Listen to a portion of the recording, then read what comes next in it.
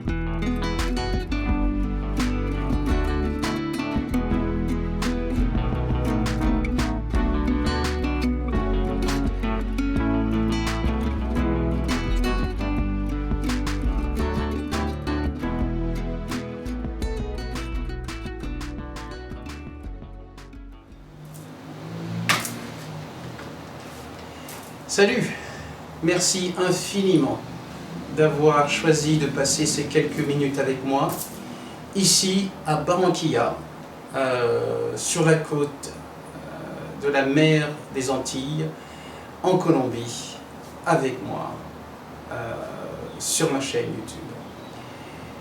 Aujourd'hui, j'aimerais commencer une série de vidéos sur ma façon de voyager, de pays en pays, de ville en ville, de continent en continent. Être diginomade, c'est avoir des sacs et c'est rester dans des hôtels, dans des Airbnb, dans des appartements qui ne sont pas chez toi en fait. Donc on va parler de ça. On va parler de ça, ne pas vivre chez soi et vivre avec des valises. Alors aujourd'hui spécifiquement, on va parler des valises. On va parler de mes 3 valises que j'ai mentionnées ici. On va parler de ces 3 valises et de ce que chacune des valises a comme fonction. Chaque valise, je les appelle des valises, mais en fait ce sont des sacs, parce que quand j'ai quitté l'Ukraine, je n'avais vraiment pas le choix. Donc je suis parti avec 2 sacs de sport et une besace. Le premier sac, c'est le sac qui ira en soute, c'est le sac de soute, c'est un sac de sport initialement, c'est le sac que j'utilisais pour aller à la gym, un grand sac de sport, mais un petit sac finalement quand il s'agit de voyager. Chaque sac a une fonction et cette fonction, la fonction de ce sac est de contenir le maximum de choses. Le maximum de vêtements et le maximum de choses qui ne seront pas indispensables en cas de perte ou en cas de retard, ou à la livraison. Donc ça, c'est vraiment le sac qui ira en soute. Je le présenterai tout à l'heure. Ensuite, j'ai le sac que je vais utiliser en cabine. Et dans ce sac, en fait, il y a le reliquat, ce que je ne peux pas mettre finalement dans ce premier sac de soute. Parce que le premier sac, en fait, il y a une limite physique et une limite pondérale.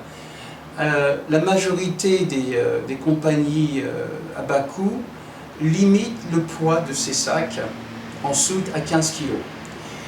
Il y a une tolérance, j'ai dépassé 1-2 fois, je suis arrivé jusqu'à 16 kg parfois.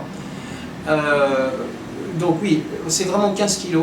Et il faut essayer d'optimiser à chaque fois que tu veux prendre l'avion, tu dois optimiser. Donc 15 kg c'est l'objectif, et un sac ça a tendance à grossir, ça a tendance à prendre du poids. Donc ce sac là, 15 kg, c'est le sac qui ira en soute. Le sac que je me prends en cabine, c'est un autre sac de sport, c'est mon sac de randonnée. un sac Montbel que j'ai acheté au Japon, très pratique, et qui va servir à compléter ce sac de soute, à mettre ce que je ne peux pas mettre physiquement dans ce sac. Donc des vêtements essentiellement et des chaussures, des vêtements, des chaussures.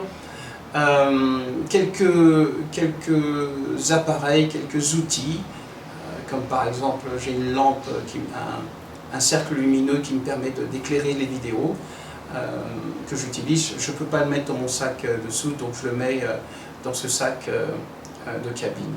Et ensuite, ma besace, qui ne me quitte pas, c'est dans cette besace que je vais mettre finalement tous mes documents importants, certificats, vaccination, diplôme. Qu'est-ce que j'ai aussi, donc l'ordinateur bien sûr, parce que je ne peux pas travailler sans ordinateur, disque dur et passeport et argent. Voilà. Donc ces 3 sacs, c'est ce qui me permet de voyager, et ce sont 3 outils indispensables. À terme, je vais les changer, je vais passer à des valises. J'ai déjà dans ma tête une vision de comment je vais voyager plus tard. On verra quand le moment sera venu, quels seront mes choix en termes de marque et en termes de modèle. Alors passons au contenu du premier sac. Alors voici le sac de soute en fait. C'est le sac que je vais mettre dans l'avion et qui va être enregistré. Alors, il y a plusieurs parties dans ce sac. Je vais sortir en fait et vous montrer l'intérieur. Donc l'intérieur, finalement, il est assez simple. Il n'y a qu'une seule poche. Dans laquelle je vais mettre au fond les chemises que je ne vais pas porter. Donc j'ai des chemises ici, des chemises professionnelles que j'utilisais pour mes réunions et pour mes leçons. Donc je vais les mettre au fond. Elles sont dans des pochettes plastiques, parce qu'en fait c'est des chemises que je porte très peu maintenant dans les tropiques. Donc c'est au fond. Ensuite, comme je n'ai pas de pochette, ce sont mes vêtements. Donc j'ai très peu de vêtements. J'ai une paire de jeans et des vêtements de yoga qui restent au fond. Et ensuite, c'est des pochettes, ce qu'on appelle des tubes en fait. Ce sont des pochettes que je vais mettre à l'intérieur. Et voilà, mon sac est fait. L'idée, c'est de pouvoir faire mon sac et de pouvoir partir en 1 heure. Donc, une fois que les choses sont à l'intérieur, en fait, quand je les enlève, je sais exactement ce qui va dans chaque cube, dans chaque pochette. Donc, je ne déballe jamais tout à la fois. Hein. C'est pas quand j'arrive, il est rare que je déballe tout. Parfois, j'aime bien donner l'illusion de m'installer, mais finalement, je remets tout à l'intérieur très vite. La première grosse pochette, en fait, ça va être une pochette avec mes vêtements, ce que je disais tout à l'heure. Donc voilà, rien de bien compliqué, des vêtements. Et ce sont des vêtements que je vais remplacer, parce que des choses que je ne vais plus porter, parce que c'est chaud en fait, c'est très chaud. Le yoga, les vêtements de yoga, je vais les conserver, mais tout ce qui est écharpe, bonnet, c'est bien 5 minutes, mais quand tu vis dans une région où il fait 35 degrés, là par exemple aujourd'hui on va monter jusqu'à 35, un bonnet c'est pas vraiment ce qu'il y a de plus utile. Donc voilà, il y a toujours des gens prêts à accepter ce genre de choses. Quand je vais retourner en Europe, c'est des choses que je vais donner, ça fait toujours plaisir. Voilà, même si ce sont des choses de valeur, en fait, c'est pas indispensable. Donc dans cette pochette, il y a des vêtements, et à terme, cette pochette, comme je l'ai dit, elle va s'alléger en fait. Parce que je vais enlever les charpes, je vais enlever les bonnets, je vais enlever quelques vêtements trop lourds en fait, parce que je vais par exemple, mon t-shirt préféré, t-shirt mon oncle, j'adore ce t-shirt. C'est un t-shirt manche longue en fait. Et t-shirt manche longue, c'est bien pour voyager, c'est bien quand tu prends l'avion, il en faut un, mais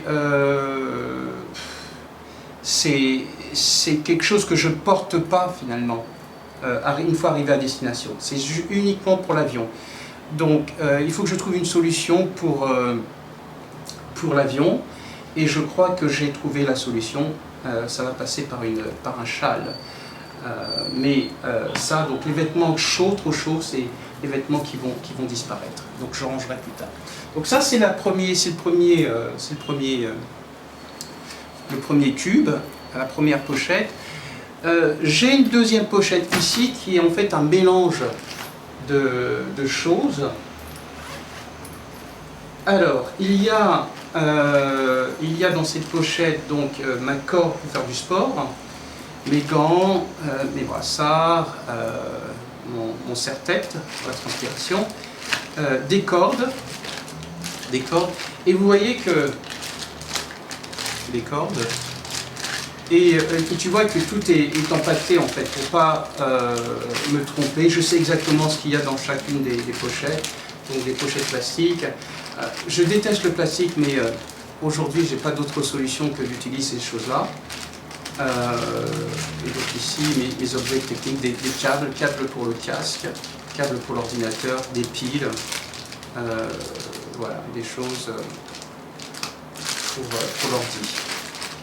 Donc voilà, ça c'est pour la vidéo, ça c'est pour l'ordi, ça c'est pour l'ordi aussi, et ça c'est pour permettre de... Voilà, ça c'est une brosse à dents, c'est pas pour les dents mais c'est pour nettoyer l'ordinateur. Donc voilà, ça c'est du matériel audio. Donc un mélange d'outils pour le sport et pour le matériel audio-vidéo, ici, dans cette pochette-là. Donc ça c'est très important, mais c'est pas suffisamment important pour que je puisse le mettre dans ma besace, parce que ça c'est, si je le perds, c'est facilement remplaçable, hein, c'est très facilement remplaçable, et en plus c'est des choses que j'utilise pas systématiquement tous les jours, donc voilà. Ça fait partie des choses que je vais optimiser, voire remplacer, voire ne plus utiliser, donc voilà. On va probablement s'en débarrasser un jour peut-être. Ensuite, ce qui va aller dedans, c'est cette pochette-là. Donc c'est une dernière pochette en fait. Dans cette pochette, qu'est-ce qu'il y a? Des choses en fait pas importantes, hein, des médicaments que je peux remplacer, du parfum. Alors ici, ça sert aussi de coffre-fort. Dans cette boîte, j'ai des cartes de visite et aussi des cartes de crédit. En fait, c'est mes cartes de crédit et mes cartes de... tout ce qui est carte de crédit, carte de débit, voilà, j'ai un certain nombre de choses que je garde ici, et je les mets ici, dans cette pochette, et en fait, ni vu ni connu, voilà. Voilà, mes choses de rechange, mes médicaments pour la peau, ma brosse à dents de rechange, et voilà, troisième pochette dans le sac, c'est bon. Alors, autre chose pour ce sac, non.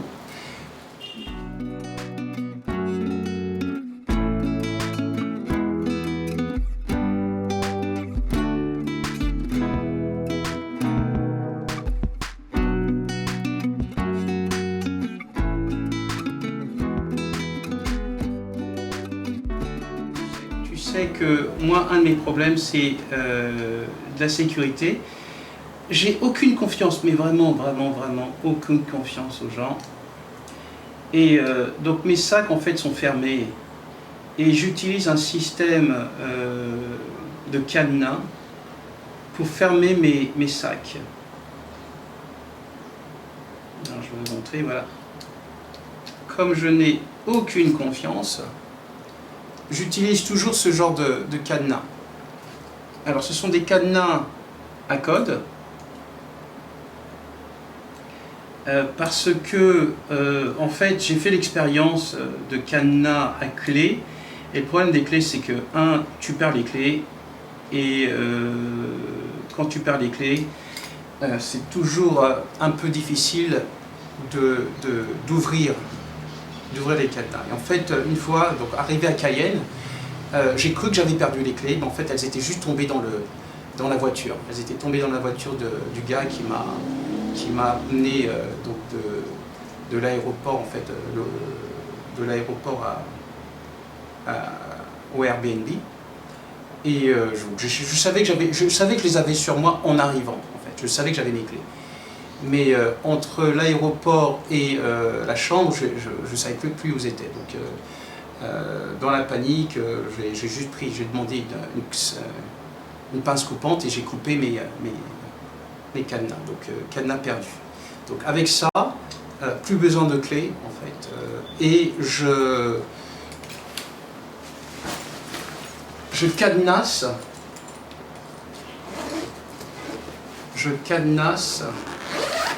Mes sacs.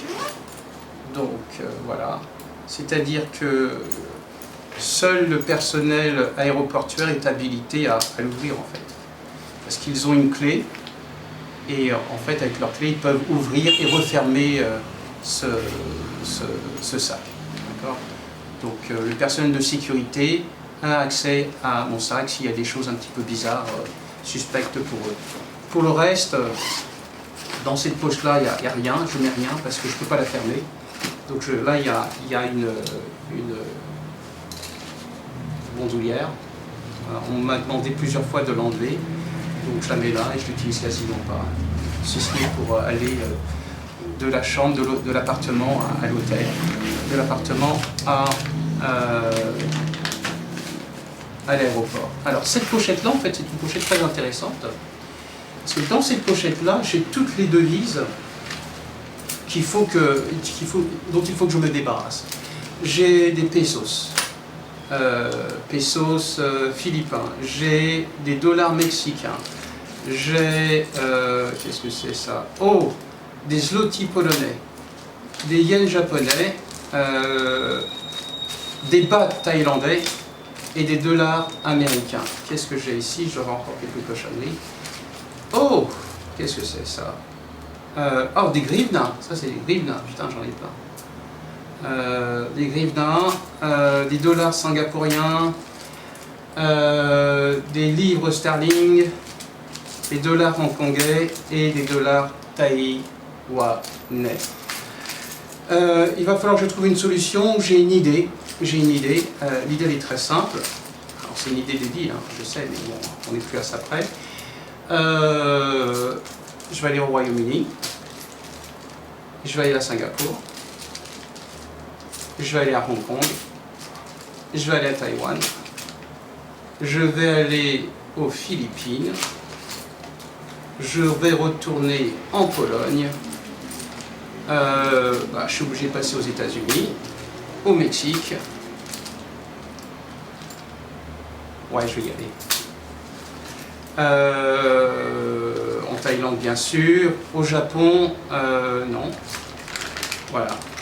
Donc voilà, cette pochette, donc c'est ma pochette des devises. Si tu as besoin de monnaie, tu viens me voir, je vais te filer de la monnaie.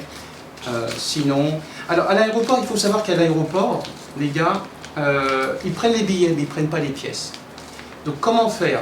J'ai trouvé la solution. En fait, le jour de ton départ, quand tu quittes le pays et que tu as des pièces comme ça, ce que tu fais, c'est que tu fais tes courses dans le pays, donc avant d'arriver à l'aéroport, même à l'aéroport, hein, peu importe, et tu leur donnes toutes tes pièces, et tu payes une partie en pièces, et la deuxième partie, donc quand tu donnes, donc vous dépensez un peu plus à chaque fois, hein.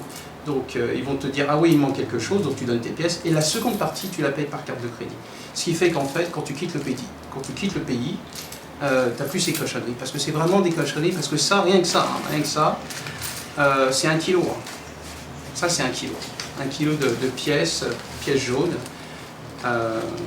Donc finalement, c'est de l'argent, parce que c'est de l'argent que tu n'utilises pas et qui risque de ne plus être utilisable à terme. Donc c'est quelque chose dont il faut que tu te débarrasses le plus rapidement possible. Des serviettes, on a toujours besoin de serviettes. Donc ça, normalement, ça va dans mon sac, dans ma besace. Ça va dans ma besace. Donc voilà ce qui va dans la soupe. Donc ça, il ne faut pas que ça dépasse 15 kg. Bing.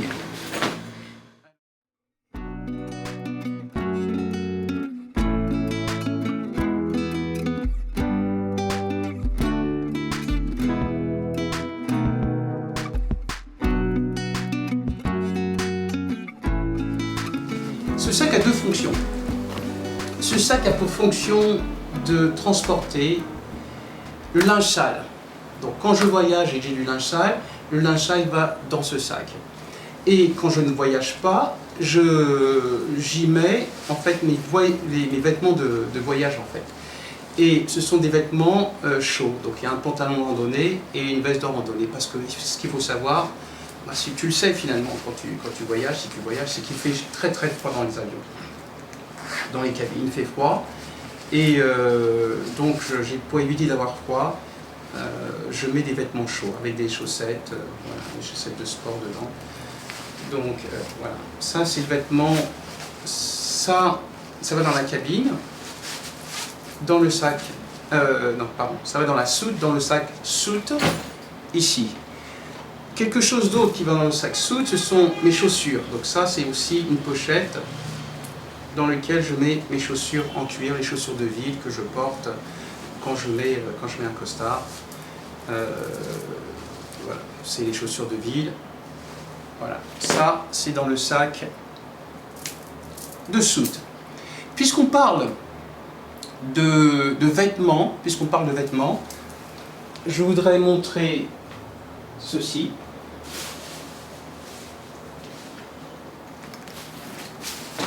Comme on parle de vêtements, comme on vient de parler de vêtements, j'aimerais montrer ça. Alors ça, ce sont mes chaussures de randonnée. Ce sont des chaussures de randonnée que je mets quand je voyage. Quand je prends l'avion, je mets ces chaussures-là parce que ce sont des chaussures assez lourdes et assez volumineuses. Donc, à mettre en soute, c'est la croix et la bannière, ça prend de la place et donc je ne peux pas mettre tout ce que je veux mettre. Par contre, j'utilise quand je voyage. Alors, c'est un peu... On m'a demandé une fois de les enlever. Une fois de les enlever, ça a été suspect. On m'a demandé de les enlever. Quand j'ai fait le vol Cali-Barranquilla, quand je suis venu ici, on m'a demandé de les enlever. Je les ai enlevés, pas de problème. Voilà. Donc ça, je les délace en fait avant de passer à la sécurité. Je mets les lacets à l'intérieur, je marche avec, je les enlève, c'est pas un problème. Donc ça, voilà, on a fait le tour de ce que je mets dedans. Et en fait, tout ce que je vous ai présenté là ne rentre pas dans la valise. Et j'ai donc un deuxième sac de sport. C'est mon sac de randonnée dans lequel je vais mettre la deuxième partie des vêtements. Alors, sinon, il y a quoi? Il y a ma trousse à toilette. Une trousse nécessaire. Nécessaire à toilette, shampoing, brosse à dents, quelques médocs, de la crème, rien de bien polichon. Donc ça, c'est à l'intérieur, bing.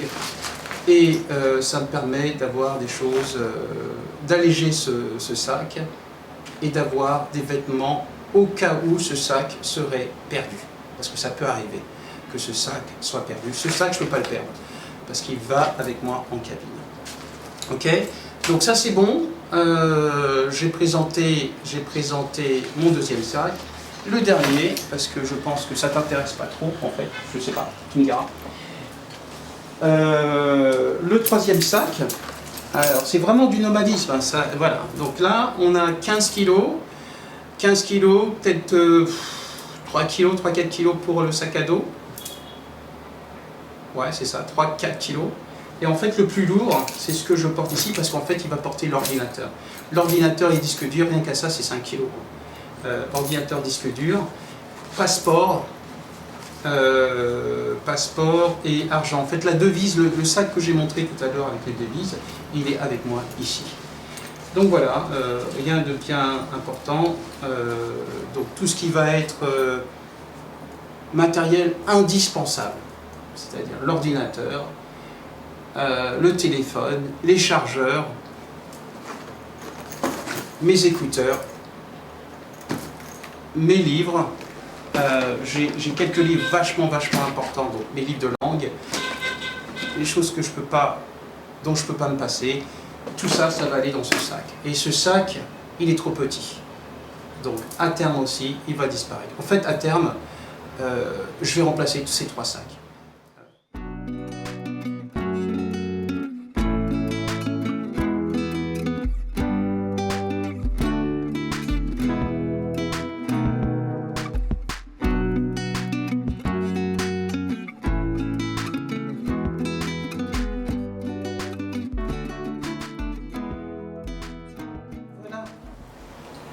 Voilà ce que je voulais dire aujourd'hui sur ces 3 sacs qui accompagnent ma vie de diginomade.